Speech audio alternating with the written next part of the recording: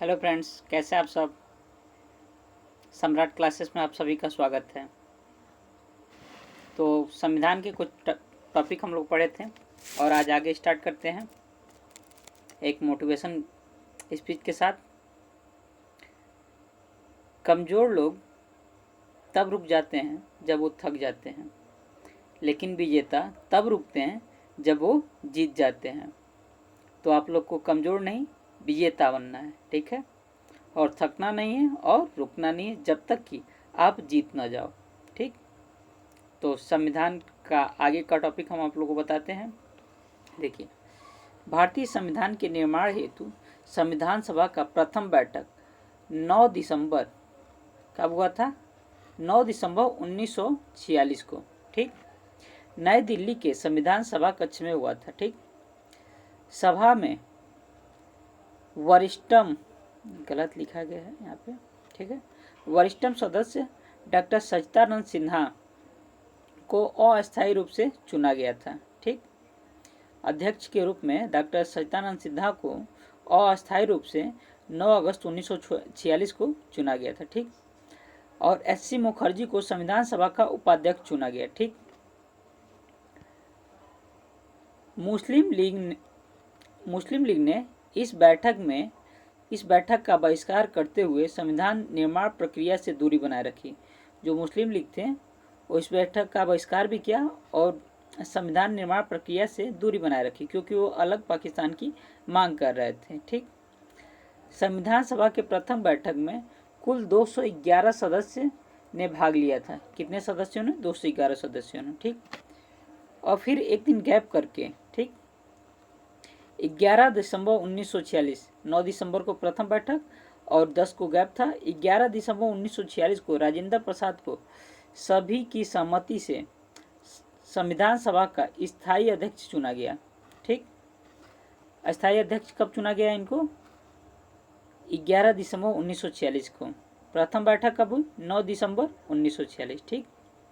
जवाहरलाल नेहरू द्वारा 13 दिसंबर, अब देखिए फिर एक दिन गैप होता है, 12 दिसंबर को गैप होता है, 13 दिसंबर को, 13 दिसंबर 1946 को उद्देश्य का प्रस्ताव पेश किया गया, ठीक, जिसमें संवैधानिक रूपरेखा प्रस्तुत की गई, ठीक। अब उस रूपरेखा में क्या था ये आगे आप लोग को बताया जाता है।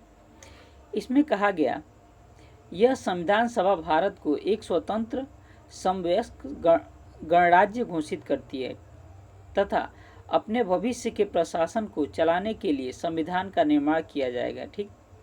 और उसमें ये नहीं कहा गया कि कोई और चलाएगा। जो भी भारत को चलाने का प्रक्रिया है, प्रशासन है, वो संविधान के द्वारा है, ठीक। ब्रिटिश भारत में शामिल सभी क्षेत्र, भारत की देशी रियासतें, भारत के बाहर के सभी क्षेत्र, ठीक, जो भारतीय क्षेत्र में शामिल होना चाहते हैं, ठीक, उन सभी का संगठन होता है इसके लिए, ठीक।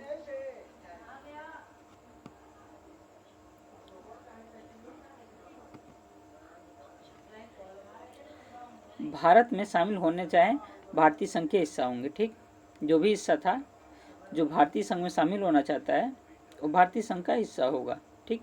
वो चाहे देशी रियासत हो या ब्रिटिश प्रांत हो, ठीक, या बाहरी कोई देश का हिस्सा हो या कोई भी क्षेत्र हो जो भारत के हिस्से में शामिल होना चाहेगा वो भारतीय संघ का हिस्सा कहलाएगा, ठीक। चलिए अगला पॉइंट क्या है? यह उद्देशिका भारत के नागरिकों को सामाजिक, आर्थिक तथा राजनीतिक न्याय, स्वतंत्रता व समता की व्यवस्था भी करती है। अब देखिए अगला इसमें प्रस्तावना क्या रखा गया था कि इन जो उद्देशिका भारत के लिए है, नागरिकों को सामाजिक, आर्थिक तथा राजनीतिक, कोई भी चुनाव लड़ सकता है, जीत सकता है, प्रधानमंत्री बन सकता है, स्वतंत्रता का समता की व्यवस्था भी करती है, ठीक। इस उद्देश्य प्रस्ताव को 22 जनवरी 1947 को सर्वसम्मति द्वारा स्वीकार कर लिया गया। देखिए 13 दिसंबर 1947 को पेश किया गया और 22 जनवरी 1947 को 13 दिसंबर 1946 को पेश किया गया और 22 दिसंबर 1947 को सर्वसम्मति से स्वीकार कर लिया गया, ठीक। इसकी स्वीकृति के बाद संविधान सभा द्वारा कई समितियों का गठन किया गया, ठीक। जिसमें से प्रमुख समितियां निम्नलिखित हैं। ठीक, अब देखिए, पहला है संघ समिति, संघ शक्ति समिति। संघ शक्ति समिति के अध्यक्ष कौन थे? तो जवाहरलाल नेहरू। ठीक, संघीय संविधान के अध्यक्ष कौन थे? तो वो भी जवाहरलाल नेहरू। प्रारूप समिति महत्वपूर्ण, ठीक, मैक्सिमम पूछा जाता है। प्रारूप समिति के अध्यक्ष कौन है? तो प्रारूप समिति के अध्यक्ष भीमराव अंबेडकर थे। ठीक है, कौन थे? BR अंबेडकर। ठीक, झंडा समिति के अध्यक्ष डॉक्टर राजेंद्र प्रसाद। ठीक, प्रक्रिया नियम समिति सरदार वल्लभ भाई पटेल। ठीक, मौलिक अधिकार व अल्पसंख्यक संबंधित प्रयास समिति सरदार पटेल। ठीक, राज्यों के लिए समिति जवाहरलाल नेहरू। ठीक, प्रारूप समिति संविधान सभा के सभी समितियों में सर्वाधिक महत्वपूर्ण थी। इसका गठन 29 अगस्त 1947 को किया गया। ठीक है, जो प्रारूप समिति थी वो सभी समितियों से सबसे ज़्यादा महत्वपूर्ण थी, इसीलिए मैक्सिमम पूछा भी जाता है कि प्रारूप समिति के अध्यक्ष कौन थे। ठीक है,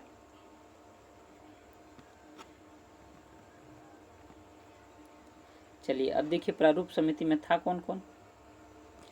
डॉक्टर भीमराव अंबेडकर अध्यक्ष, N गोपाल स्वामी अय्यर। ठीक, आह्लाद कृष्ण स्वामी अय्यर, सैयद मोहम्मद सादुल, क्या मुंशी। ठीक, क्या मुंशी है, क्या मुंशी लिख दिया गया है। ठीक है, N माधवराव, TT कृष्ण मचारी। ठीक, अब देखिए, इस समिति ने संविधान का पहला प्रारूप तैयार किया, जिसमें फरवरी 1948 में प्रकाशित किया गया। ठीक, फरवरी 1948 में प्रकाशित किया गया।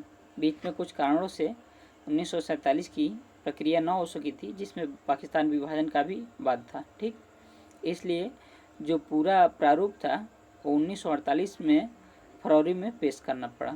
ठीक, अब देखिए, इस संविधान में कुल 315 अनुच्छेद और 8 अनुसूचियाँ थी। ठीक, कितने अनुच्छेद थे? 315। वर्तमान में 395 अनुच्छेद है। और कितनी अनुसूचियाँ? तो 12 अनुसूचियाँ हैं। ठीक, इसके बाद संविधान में प्रस्ताव देने के लिए 8 महीनों का समय दिया गया। ठीक, अब फिर 8 महीने तक उसका वाचन होता रहा। ठीक, सभी आलोचनाओं, शिकायतों और सुझाव सुनने के बाद संविधान का दूसरा प्रारूप अक्टूबर 1948 में प्रकाशित किया गया। ठीक, फिर दूसरा प्रारूप कब प्रकाशित किया गया? अक्टूबर 1948 में। ठीक, इसके बाद संविधान सभा में इस प्रारूप को 3 वाचन किया गया।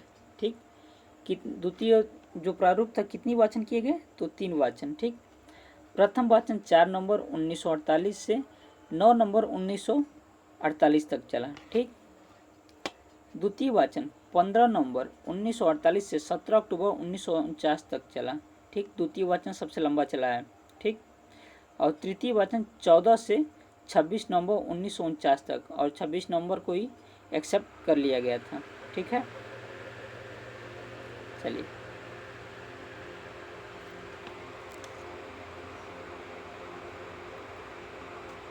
तथा इसी दिन संविधान सभा द्वारा भारतीय संविधान को अंगीकृत किया गया। ठीक, और उसी दिन संविधान सभा के 284 सदस्यों ने हस्ताक्षर किए, जिसमें से महिलाओं की संख्या 8 थी।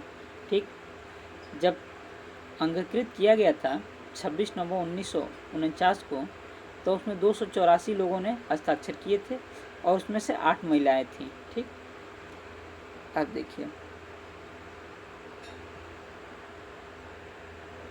संविधान का लागू होना।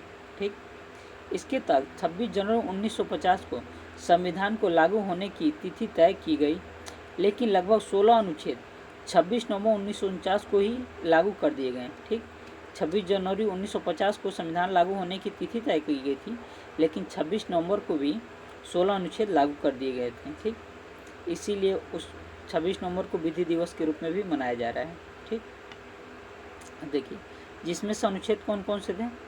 5, 6, 7, 8, 9। ठीक, ये 5, 6, 7, 8, 9 जो है वो नागरिकता पे था, जो पाकिस्तान जाने आने, विदेशियों का नागरिकता देना, ये सब था 5, 6, 7, 8, 9 में। ठीक, उसके बाद 60 था, 324 था, 366 था, 367 था, 379, 380, 388, 391, 392, 393 और 394। ठीक, ये कुल 16 अनुच्छेद 26 नवंबर 1949 को ही लागू कर दिया गया था। ठीक, अब संविधान सभा के अन्य कार्य क्या थे। मई 1949 में राष्ट्रमंडल में भारत के सदस्य का सत्यापन किया गया। ठीक, जो राष्ट्रमंडल था मई के महीने में 1949 में उस सदस्यता का सत्यापन किया गया था। ठीक, 22 जुलाई 1947 को राष्ट्रीय ध्वज को अपनाया गया। राष्ट्रीय ध्वज को कब अपनाया गया था, तो 22 जुलाई 1947 को। ठीक, 24 जनवरी 1950 को राष्ट्रीय गान को अपनाया गया। ठीक, 24 जनवरी 1950 को राष्ट्रगीत को अपनाया गया। थोड़ा आप लोग, बहुत से बच्चे कन्फ्यूजन में रहते हैं कि राष्ट्रीय गान क्या है, राष्ट्रगीत क्या है। वंदे मातरम राष्ट्रगीत है, जिसको बंकिम चटर्जी ने लिखा था, और जनगण मन राष्ट्रीय गान है, जिसको रविंद्रनाथ टैगोर ने लिखा था। ठीक, 24 जनवरी 1950 को डॉक्टर राजेंद्र प्रसाद को भारत के पहले राष्ट्रपति के रूप में चुना गया। ठीक है, और 24 जनवरी को चुना गया, इसलिए 26 जनवरी को डॉक्टर राजेंद्र प्रसाद लाल किले पर झंडा फहराते हैं और 21 तोपों की सलामी दी जाती है। चलिए, तो अब हम आप लोग से विदा लेते हैं, फिर मिलेंगे नेक्स्ट वीडियो में। तब तक के लिए नमस्कार, थैंक यू।